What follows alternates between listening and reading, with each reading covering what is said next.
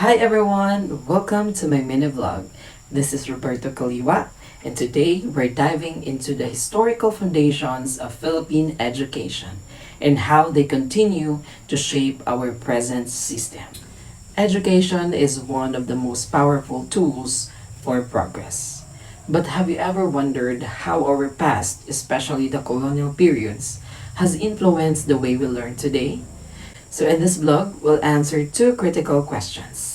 The first question is, how did the colonial education system introduced by the Spanish and American periods shape the current structure and priorities of Philippine education? The second question is, how do the historical disparities in access to education, especially during the colonial era, continue to affect educational equity in the Philippines today? So let's explore these questions and uncover the impact of history on our education system. So now let's answer the first question about the colonial influence of Philippine education. Our education system today is largely shaped by two colonial periods. We have the Spanish era and the American era, and each had a significant impact on how we view and prioritize education.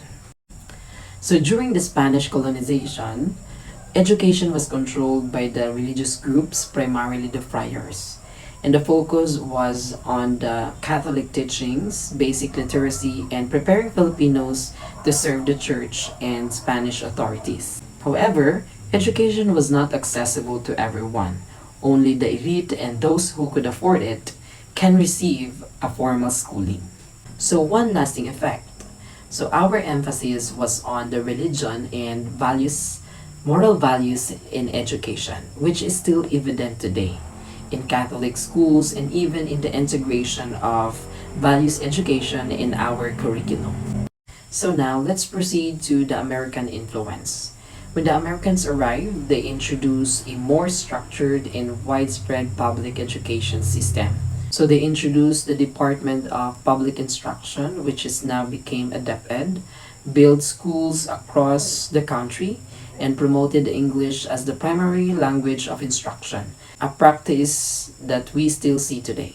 They also focus on science, democracy, and vocational skills, shaping our curriculum that balances academics, technical skills, and governance. However, this period also reinforced Western ideals, which continue to influence our educational priorities and identity. So now this time, let's proceed to the second question about the educational disparities from the past to present. Historically, access to education was a privilege, not a right.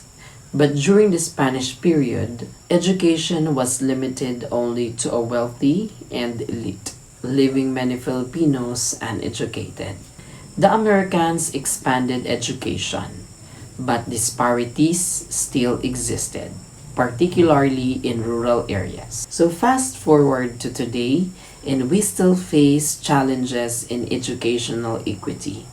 Rural schools often lack of resources, technology, and trained teachers, while urban schools have a better facilities and opportunities. So the gap between the private and public schools remains significant, just like in the past when only the elite had access to quality education. Another example is the continued struggle of indigenous groups and marginalized communities to receive equal education.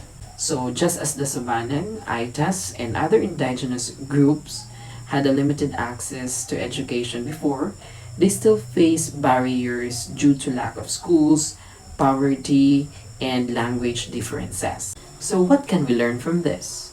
So the historical foundations of our education system continue to shape how we learn today. From our values-based curriculum to our English-dominated instruction, we see the lasting effects of colonial rule. However, we also see how historical inequalities still affect access to quality education, especially marginalized communities.